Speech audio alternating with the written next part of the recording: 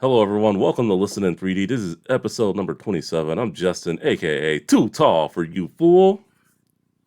And I'm Netta, aka Net. And together we're both Team 3D, the host of Listen in 3D, where we discuss, dissect, and debate the music and the albums in the world of hip hop and other genres. If you like what you're watching, help us out. Give this video a like, comment on it, share it around, and definitely subscribe. If you want to help us out more, do us a favor, click on that notification bell. That way, we get you get access to all our videos in real time. So as soon as we go live, um, you'll get the episode. Also, just help us out in terms of just watching a short on our channel or two. We have a lot of shorts, and we have more coming. We're pushing a lot of subscribers right now, which is very good. I couldn't thank you all enough. So definitely thank you all for supporting the show and all that wonderful stuff. So if you want to listen to us via podcast, we are on Spotify and other platforms, iHeartRadio, just to name a few of them. We aren't on Apple Podcasts just yet. Hopefully, in the coming weeks, we will be. Hopefully, Netta can help me out with that. Yeah, me not having an iPhone or being an Apple user, it's a little tougher to get on there than I thought. So hopefully we can get on there pretty soon. And then, if you want to email the show, have a question for us, listenin3d at gmail.com.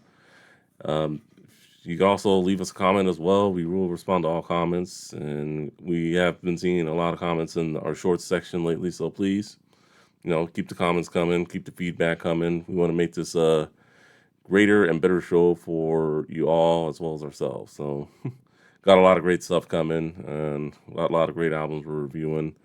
So, with all that out of the way, Netta, how you doing? I'm pretty good, can't complain. How about you? Doing pretty well. Had a great weekend. Spent it with the father for a little while. Took him to a birthday dinner. He turned 70, so That's a big age. yeah, definitely. So, pops, if you're watching or listening, happy birthday out there. Happy birthday, Justin's dad.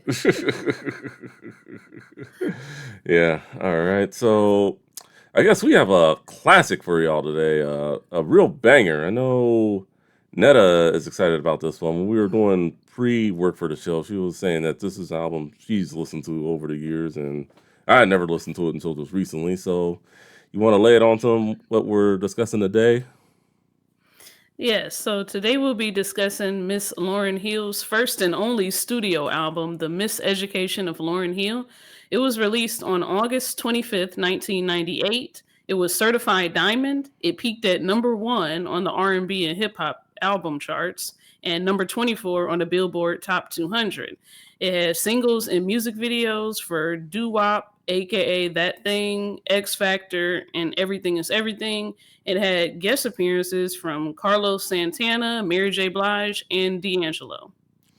Thank you so much for that, Netta. So, the miseducation of Lauryn Hill. I was always wondering why she never put out a follow up to this, but after listening to this and seeing how many awards it won, did she really need to? I mean, seriously, did she really need to? But no, no, no. As you know, Lauryn Hill is a third of the trio hip hop group, the Fugees. We reviewed the Fugees' second album, The Score, episode 10. I can link that in the description if y'all want to go back and listen to our thoughts on that one. But yeah, she is a third of that group, so I'm not going to get too much into her backstory. She is from, what is it, Newark, New Jersey, for the most part. Grew up on the East Coast. Um, I'm not going to get into the whole all that, but this is her, first and only solo album, and for the most part, it was a banger. It aged very well because it came out. Well, I believe I was still in middle school when this came out, and I was still hearing like the songs from this album like years on end. So it just seemed like through high school, even when I listened to like some of the songs here and there through college, just seems like this album just never ages. So and that's a good thing. You put out a great piece of music work when you're able to do that. and just her singing and rapping abilities, just definitely unmatched. Definitely one of the best in the game to ever do it, even if she only has one studio album. um, what are your thoughts on Lauryn Hill? Yeah, I've really, prior to listening for these purposes, I'd heard every song on the album before and always loved it, but I never actually listened to it straight through as an album. I kind of was discovering each one of these songs individually. But after listening to it straight through, I'm like, oh my God, it's really important to listen to this in the order as presented. I think I got more out of it that way. But, I expected great things, and um, love, love Lauryn Hill. Really, I think before she made this album, she was going through a real whirlwind. The Yeah. Fugees episode 10, they released that in February 96. A year and a half later, Hmm. she has her first baby, August 97. And then a year after that, August 98, this album comes out. She's only 22 years old, and this is groundbreaking. Yeah, I mean, yeah, we can't forget how young she was when this album came out. She still tours today. I know she does show up late for her shows. So if you do go to a show and she shows up late, I mean, just be prepared. And in the terms of that. But yeah, I mean, she was real young, and definitely the Fugees. That was a tough breakup. I mean, will they ever officially get back together? I don't know. I think they are one of the greatest hip hop groups of all time. So, we'll just have to wait and see. But, definitely she holds nothing back, at least on this album, when it comes to like her music ability and, what she could do. And I think after listening to an album like this, I just think a lot of what if she put out a second album? What if, she just kept going? What if the Fugees actually got back together for real, not just reunion shows here and there, I guess. But I mean that's just what I wonder. When I think of a great musician like Lauryn Hill. Yeah, I enjoyed this more than I enjoyed the score, honestly. Mm, But like I had similar thoughts. Everybody's always like, where is she at? Why did she leave? But it's like, dang, she did this at the age of 22. It's just, I mean, I'm 33 right now, and I'm listening to this, and I'm like, she's like she's so wise. It's incredible. So if this is all she ever does, that's fine. But please come back. But this if this is all she ever does, that's fine. yeah, yeah, yeah. I mean, definitely. Well, I mean, I'm sure in 2024, I mean, if you were to come back, a lot of people would be all over that. Let me tell you. All right. Absolutely. Definitely. So, but if you want to hear or watch our review on the Fuji's score, check out episode 10. Once again, I'll link it in the description when I put out the show notes and everything for this episode. All right. So looking at the album artwork, um, it definitely reflects what we'll be talking about. What the album was. It's a looks like a desk, an old desk, because I was a victim of the LA Unified School District for a little while, so I know a dust like that. And with the pencil holder there, and obviously the miseducation of Lauryn Hill written there, and then her face. It looks really really nice. What were your thoughts on it?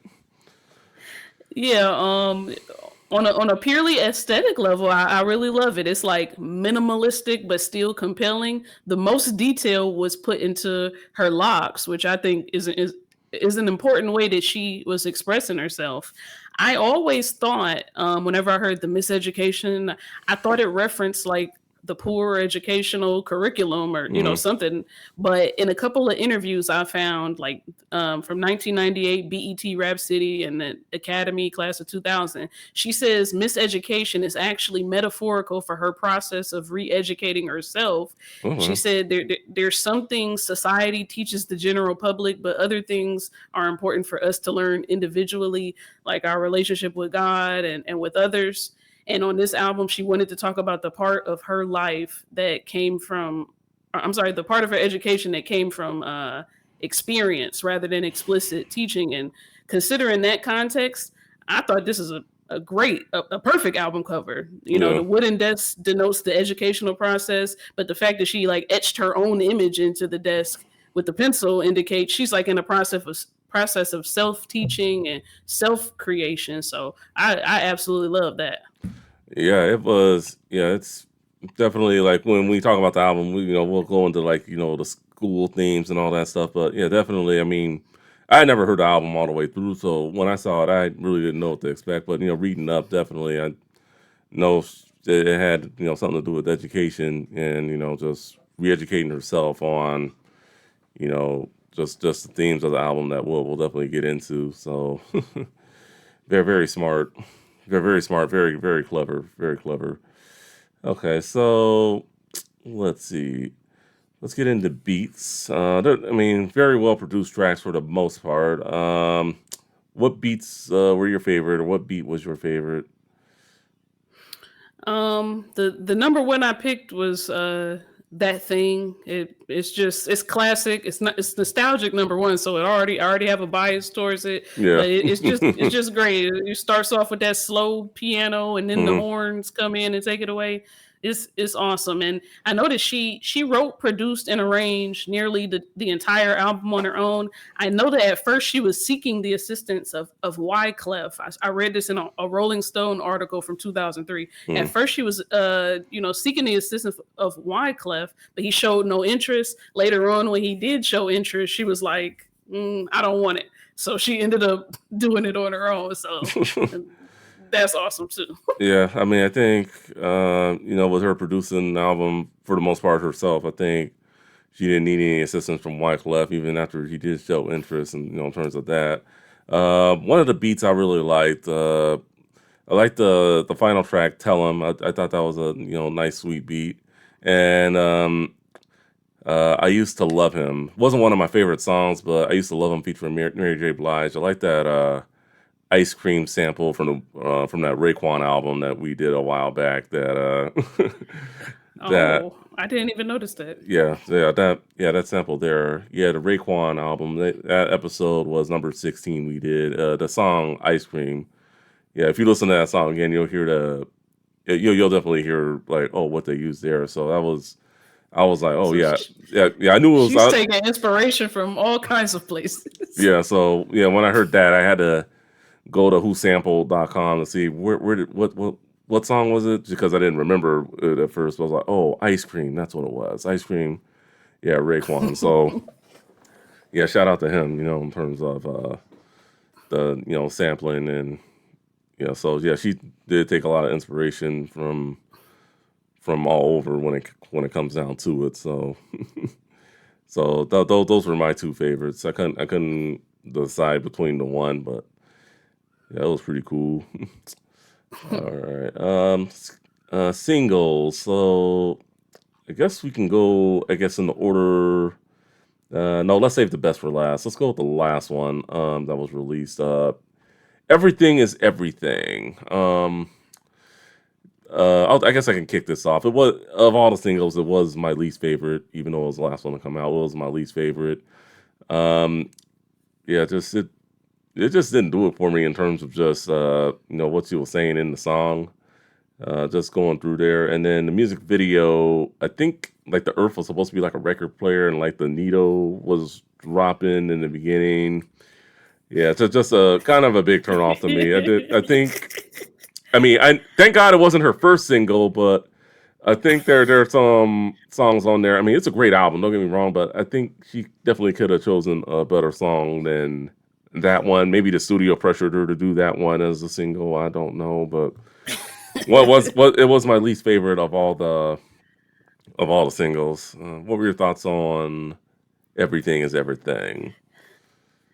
Yeah, I can agree to you that of the three singles, it was my least favorite. That being said, I actually really liked it. I like how she starts it off, and she's like, "I wrote these words for everyone who struggles in their youth." I like how she pinpoints her audience, and I like just the song itself. It's like it's very optimistic, hopeful, revitalizing. She's just like, "Stay the course. There's a light at the end of the tunnel. Don't give up." And then she says, "Tomorrow our seeds will grow. All we need is dedication." Um, I also like how she says, El Boogie spars with stars and constellations, then came down for a little conversation. It's like she has a profound wisdom, and she knows it, and she flaunts it on many of these records, and I really liked it. I thought the record, the world as the record. I thought it was very unique. There's the city is a record, and I don't know if this is the hand of God or what, reaching down and scratching, and she's following the hand everywhere it goes. I'm like, I don't know, is that supposed to be God or what? But I thought it was unique, but yeah, it probably still was. It was the second best video, but the worst song, Yeah. worst single. Yeah, the video. I guess it was better than the next video we'll talk about. But I mean, I'll give it that much. Yeah, but yeah, in term, Okay. yeah. I guess some of the things I liked. The second verse, the rapping part of it. I like where she's like, "You can't match this rapper slash actress, more powerful than two Cleopatras." I thought that was pretty clever. And then now hear this mixture where hip hop meets scripture, develop a negative into a positive picture. I thought that was a nice rhyme. That was pretty Yeah. cool. Yeah, So, that was and I awesome. also do like how she changes up between singing, rapping, and then going back to singing. So yeah, she was really doing it all in that song. So Yeah. all right. So the second song, X Factor. Like this one, had a really good beat for the most part. I do like how she starts it out. It could all be so simple, but you'd rather make it hard. Loving you is like a battle, and we both end up with scars. Tell me who I have to be. Um, so I like how she starts it out. The hook, no matter how I think we grow, you always seem to let me know. Just no, it ain't working. So I thought, good hook, good start out to the song, and definitely a great beat. As for the video, yeah, it was kind of the worst of the three videos. Just starts in a room and then it goes to like some like blue stuff. Kind of becomes a little unwatchable after a while. I'm like, yeah, I can't watch this anymore. Like, but it's a good song though, so that's what keeps you around. But it's just like if you're watching the music video, just listen to the song. So it's like, all right, I'm going for my phone to do something. I agree with that. The video was very lackluster, and it didn't even feel like her vibe. Honestly, she's Mm, sitting there in like a white outfit that seemed like more of like a diva type thing. But I didn't really see her as that. So the video wasn't that good, but the song was awesome. I like how she kind of goes through a evolution in the song. From the first two times she says no one loves you more than me and no one ever will, and then the last time she says no one's hurt me more than you and no one ever will. It's kind of like going through the evolution of like I'm never leaving you, and then she's just like fuck it, this is the truth too. So I like the chorus too when she says care for me, I know you care for me." That's just classic. yeah, And the guitar riff at the end when the guitar is just going crazy. Really, really love that. Great song. yeah, definitely a great song, and probably the. I mean, I may just be giving it away right now. Probably the best song on the whole album. Probably the best song of her career, maybe. Doo-wop, that Hmm. thing. I don't know. Yes. This song brings back a lot of memories. This was like the song that just brought her to the big time, if you ask me. Yeah. Yeah, that thing, that thing, that thing. Just the chorus was just amazing in it. Just and then the two verses. She kills it. The singing at the end of it. It's a the watch out, look out. I like that part. That was a good part as well. Music video, very interesting music video. Probably maybe not the best one we've seen since doing this whole show, but I do like how she takes the '60s and going on to that time with the '90s. Just blends it together. Just shows like the same same, problems that people are going through. Maybe in the '90s they were doing it, saying it a little differently. With the whole Hmm. hip hop generation. As you know, hip hop wasn't around in the 1960s just yet, but I thought that was a pretty good blend of old and new. What were your thoughts? Yeah, I really like the video too. Like I'm a big time travel fan, so I Oh, don't you know, are. seeing them like right next to each other, and the her of the '60s versus the her of the '90s.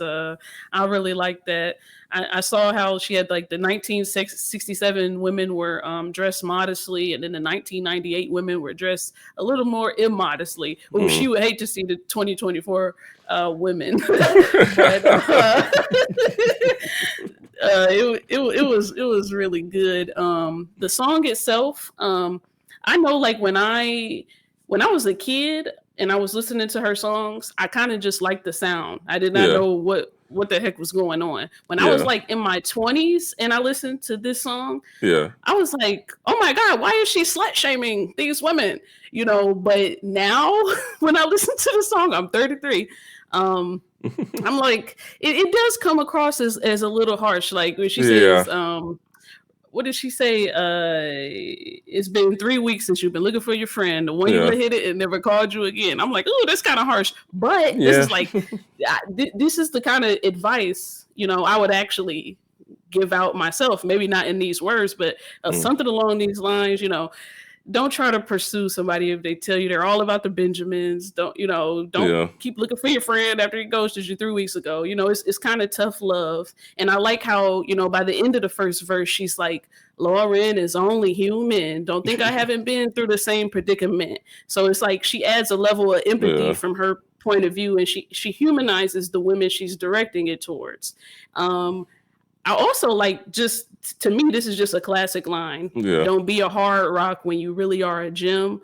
Um, and I was like, I always loved that line, but I didn't never know what is a hard rock. I knew what a gem is, but I saw that hard rocks are composed of various minerals, which mm, they kind of conform to societal expectations, while gems are usually single mineral crystals and a couple other things. Hard rocks crack under extreme pressure, whereas gems are created under extreme pressure. And of course, hard rocks are cheaper than gems. So yeah, I developed an even deeper appreciation for that line.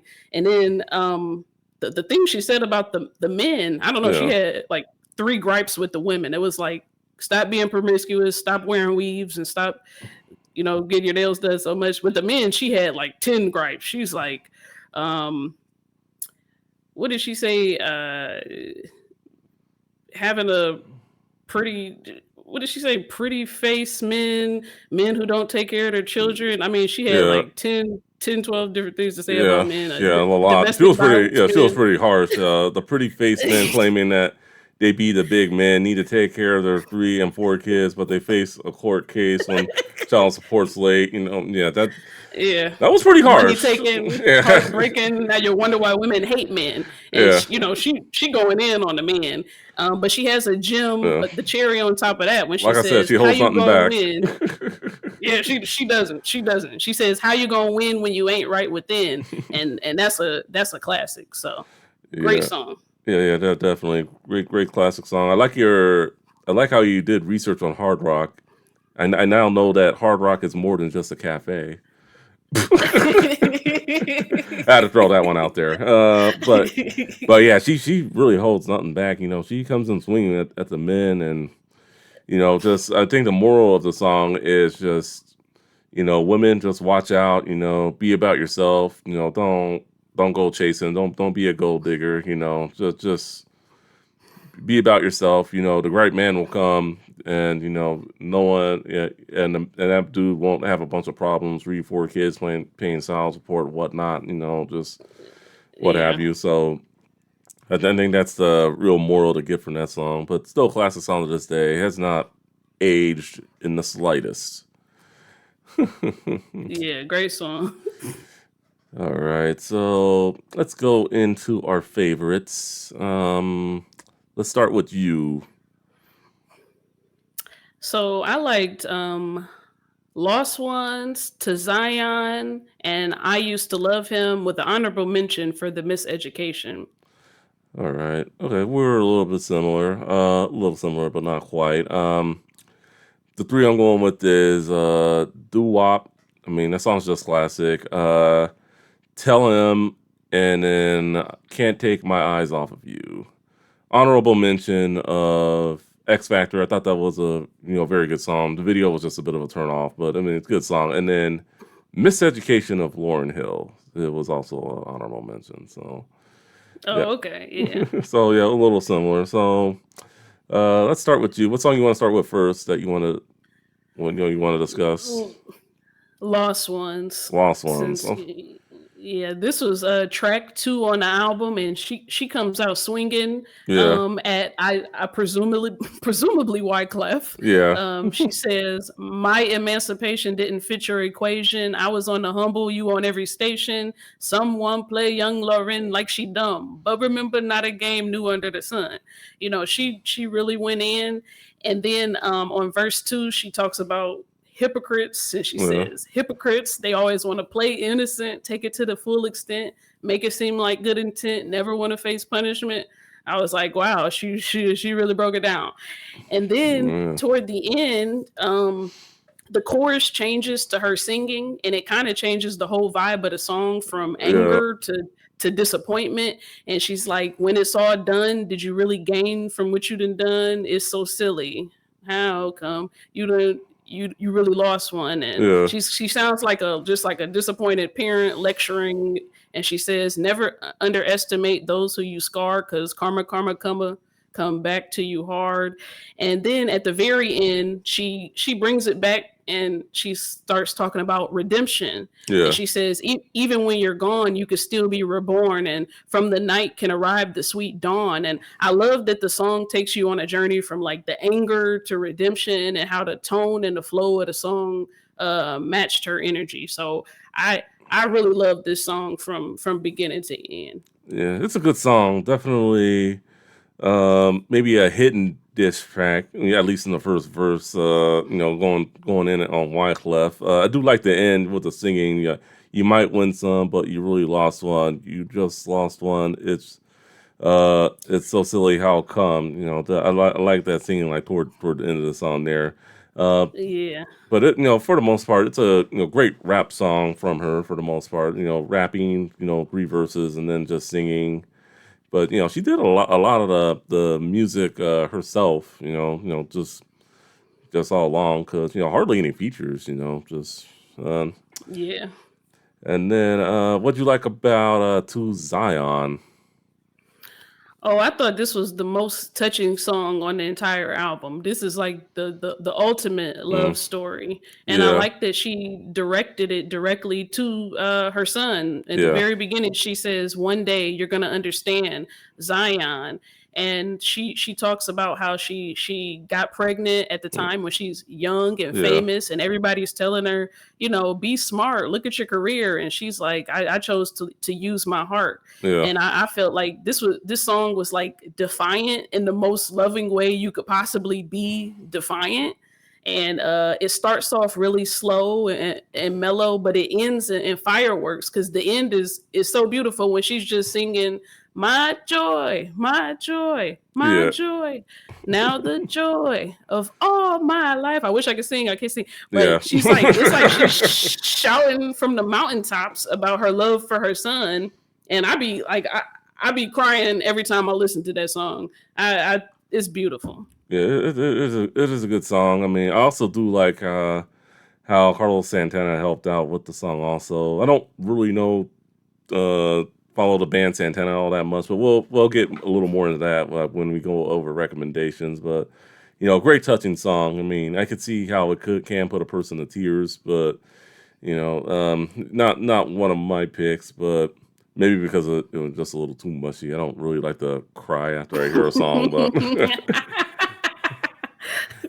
I feel all you. right. And then Tell 'em was your last pick, right? No, my last pick was I Used to Love Him. Oh, you used to love. Oh, okay. So you did. Okay. Oh, I got confused. All right. I used to love him. So yeah, she and Mary J. Blige did a really good job with this song here. So, and like I said, you didn't notice the ice cream sample of the song. I didn't notice it at all. No. All right, yeah, yeah. So, I mean, well, this wasn't one of my picks, but definitely, I do like how she's saying that torn and confused, wasted and used, reaching crossroad with path. Which path would I choose? Just showing her frustration that she used to love a man uh, for the most part. Like I said, it wasn't one of my favorite songs, but definitely the beat and how she and Mary J. Blige were just singing together really killed it for me. What do you like most about this song?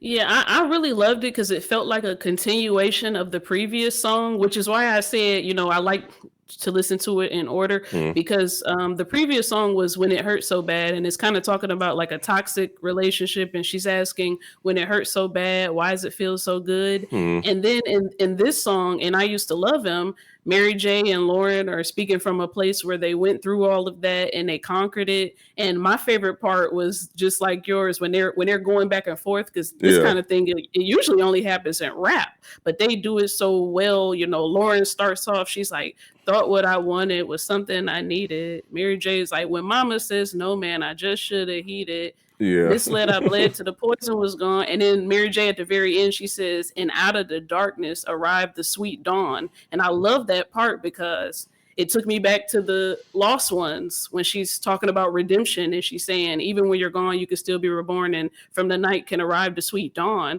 And I like that they've, wrapped their song up talking about the same redemption that she was talking about on the first song. So the album kind of came full circle, and I love that. Yeah, yeah, definitely. They did really well together. I would like to hear her sing with some more R&B artists out there because it was just pretty amazing what she Yeah, and Mary J. Blige were able to do together. yeah. So I'll get into my picks. The first one being the last song, "Tell 'Em," which I guess was a bonus song, but maybe I cheated, maybe I didn't. I don't know, but it was on the album.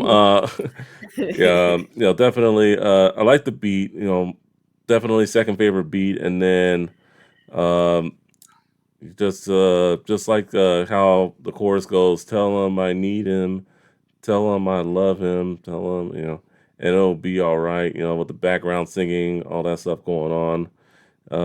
She just sings so like really, really beautifully. It's just great music to listen to. Nice and relaxing. Song not too upbeat. And then the last song, "Can't Take My Eyes Off of You." Yeah, this probably has to be my second favorite song from her. "You're just so good to be true. Can't take my eyes off of you.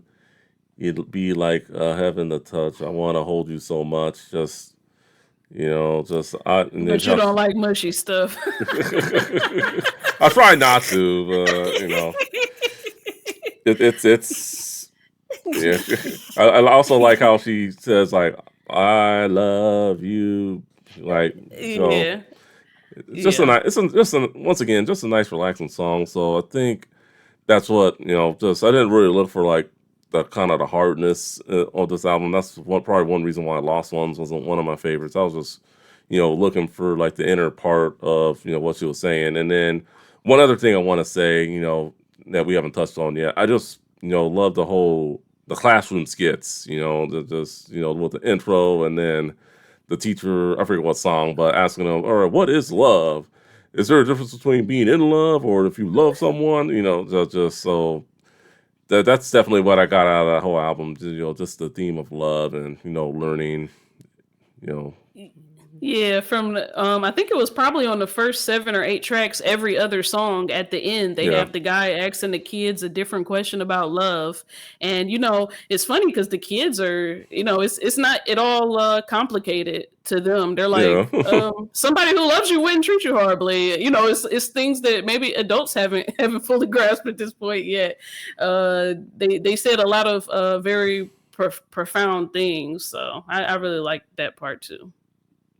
yeah, definitely. So yeah, they did. Yeah, she did a. really amazing job with this album. From beginning to end. I would recommend, if you like any song on here, just give the album one listen. I mean, we definitely recommend, as you won't be disappointed. You'll be very entertained, and you'll feel very loved.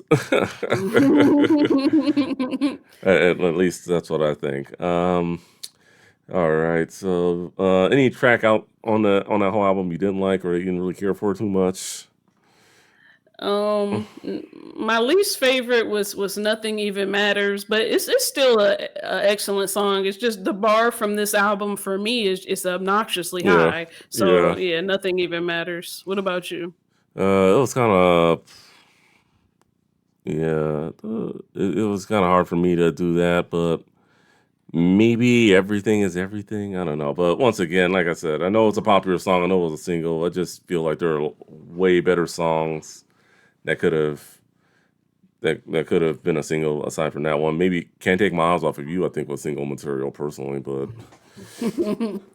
it is what it is. Yeah.